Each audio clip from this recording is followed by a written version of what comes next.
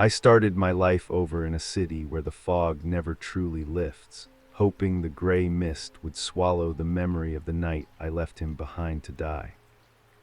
I rented a room in a building that didn't require a background check, paying in crumpled bills and avoiding eye contact with the few neighbors who wandered the dim hallways. My daily routine was a calculated performance of invisibility, moving between my room and a late-night diner where no one asked about the jagged scar on my palm. Every time a door slammed or a heavy object fell in the unit above mine, I felt a surge of cold adrenaline that made my fingers twitch with the urge to run again. I convinced myself that the silence following my disappearance was a sign that the incident at the warehouse had been forgotten by everyone except me. I had convinced the man who was hunting us that my friend was the one who stole the money, giving me just enough time to slip out the back window while he pleaded for his life.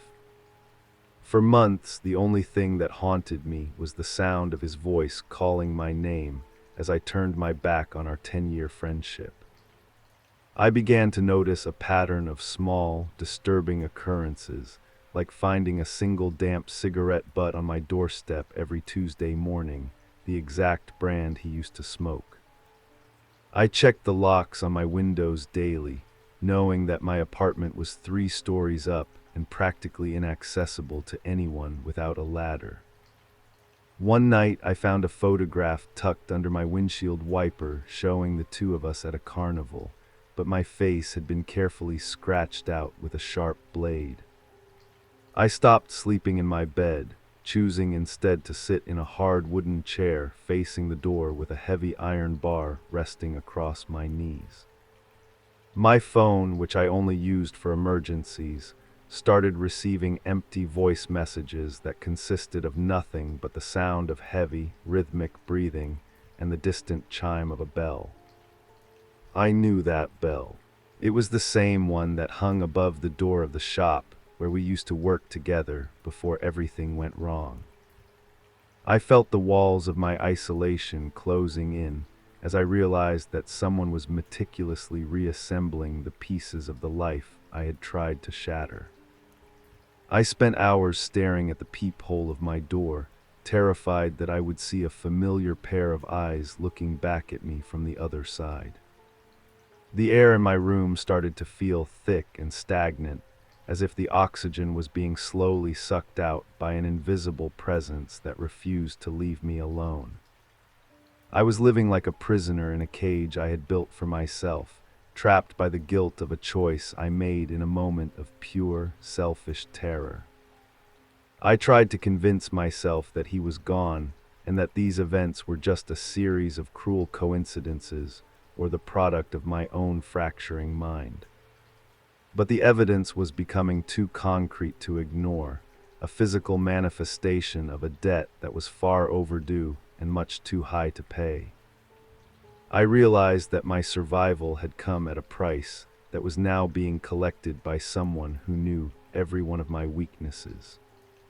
That's when I thought it was over. I had no idea what was about to happen next. The story isn't over. Subscribe the channel to continue.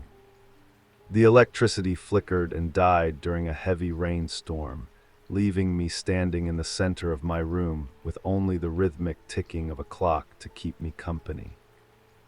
I heard the distinct sound of a key turning in my lock, a slow and deliberate movement that told me the intruder was not afraid of being heard. I retreated into the corner of the kitchen, grabbing a heavy glass bottle as my only means of defense against whatever was coming through that door. The door swung open without a sound, and a figure stepped into the apartment, silhouetted by the faint, pulsing light of a street lamp from the hallway. I didn't see a ghost or a spirit, but a man whose face was a map of scars and burns, the physical evidence of the fire I had left him to burn in. It wasn't his ghost that had been following me, but his broken and reconstructed body, fueled by a decade of hatred and the need for a final, violent closure. He didn't scream or threaten me. He simply stood there holding the same silver lighter I had dropped as I ran away from the burning warehouse. He spoke my name with a voice that sounded like grinding stones, a sound that carried the weight of every day he spent recovering in a hospital bed while I was hiding.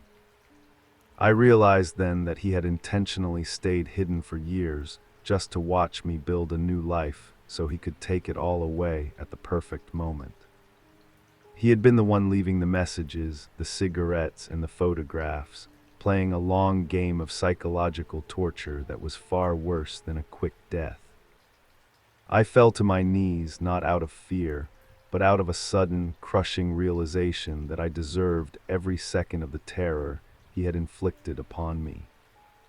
He moved toward me with a slow, limping gait, his shadow stretching across the floor like a dark stain that I could never hope to scrub away. He showed me a folder full of every address I had lived at, every job I had held, and every person I had spoken to since the night of the betrayal. He had been my invisible guardian, not to protect me, but to ensure that I stayed alive long enough for him to personally deliver his final message. The tragedy was that I had spent my life running from a killer, only to realize that the man I betrayed had become something much more dangerous. He handed me the lighter and told me that tonight I would be the one to stay behind while he walked away into the rain.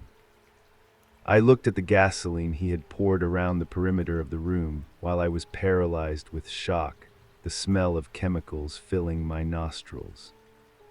There were no police coming to save me, and there was no way to explain the horror of a friendship that had turned into a suicide pact. As the first flame caught the rug, I saw him smile for the first time, an expression of pure, satisfied peace as he stepped back out into the hallway. I realized that the true ghost wasn't him, but the man I used to be before I chose my life over his. One last question. If you were in her place at that moment, would you have done the same? Be honest, what does her choice deserve out of 10? Subscribe now, the best story is coming next.